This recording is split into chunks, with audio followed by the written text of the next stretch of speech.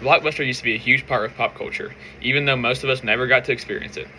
It was a spot where people went on the weekends to grab a movie or a game, and everyone hoped that theirs wasn't already taken. Now, almost all the stores are gone, which makes this fall pretty surprising. Learning what happened to Blockbuster actually taught us a lot. It shows how important good communications are and decisions are, even in a group work like ours.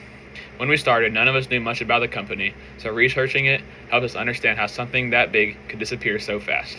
In the end, despite how popular it was, Blockbuster went bankrupt because of some major business mistakes. Blockbuster was launched in 1985 and quickly became the go-to place for movie rentals. People enjoyed the convenience of viewing their favorite movies from the comfort of their own home. Blockbuster dominated the rental scene by using computerized inventory systems that made it possible for them to offer wider selections than smaller, locally owned shops. By the late 90s, its large selection and fast expansion across the US helped it move to the top of the industry. However, key mistakes, including dismissing the up-and-coming Netflix, along with the company's inability to adapt to the ever-changing digital world, led to changes that the company ultimately could not overcome. Despite its early success, Blockbuster filed for bankruptcy in 2010. Okay, so let's talk about the decline of Blockbuster. So, our first reason of why is the failed partnership with Netflix. So, in the year 2000, John Anticio, he was the CEO of Blockbuster. He was offered a partnership with Netflix from Netflix's CEO, but John Anticio from Blockbuster, he denied this partnership, and this backfired completely because, as we know, Netflix is now a billion-dollar company. So they could have been better going with Netflix, but they missed their opportunity too, which led them to keep on going down. All right. So our next reason is no growth and adaptations to change. So Blockbuster was really bad with adapting to change and trying to grow, and this led the Viacom company that worked with them for so long, they ended up dropping them and not wanting to work with them anymore because they were unhappy with the company's growth prospects. And then in the mix of all that, it ultimately led to the bankruptcy of 2010 because the company could not adapt to any changes. All right. Our next reason is competition of movie services. So, as we know, we have the rise of Netflix, which is probably the biggest thing, but there was also the use of movie rental chains and DVDs. There was, at the time, time was changing and the way to get movies was always changing as well.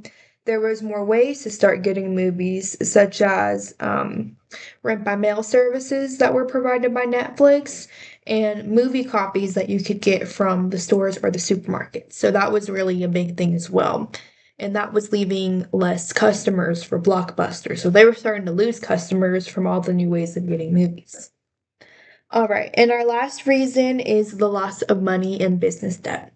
So at the end of everything, Blockbuster was at a lot of debt. They had so much.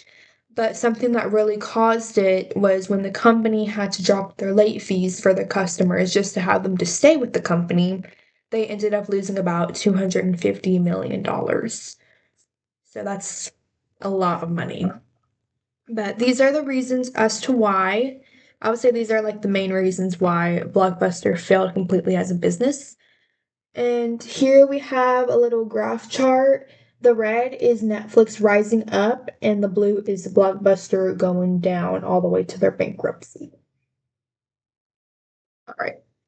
All right, so those are my reasons as to why Blockbuster declined as a company. So now we're going to talk about the result of their failure. There was a shift in our society as technology advanced, which prioritized convenience over socialization.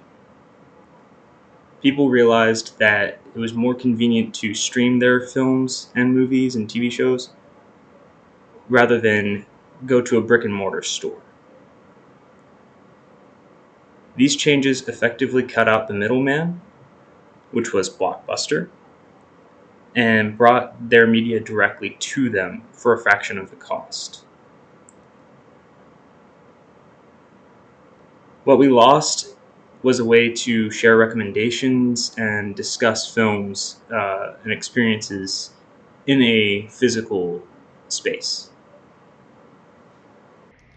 The real question is, will there ever be another store like Blockbusters? The rise and fall of Blockbusters isn't just a result that was expected, but a big lesson for many others that shows what can actually happen when you do not adjust to change. The rise of e-commerce swept Blockbusters right off their feet. Debt added up, an addition of losing foot traffic and technology advancement all at once resulted in Blockbusters' extinction. Though Blockbusters will be gone forever, they will forever be known as a place to go when you needed a movie to watch. From one of the fastest growing brick and mortars to falling off the face of the earth, Blockbusters will only be a memory many Americans will remember. And thank you for watching and viewing our PowerPoint, and hope you have a good day and good luck on the rest of your classes.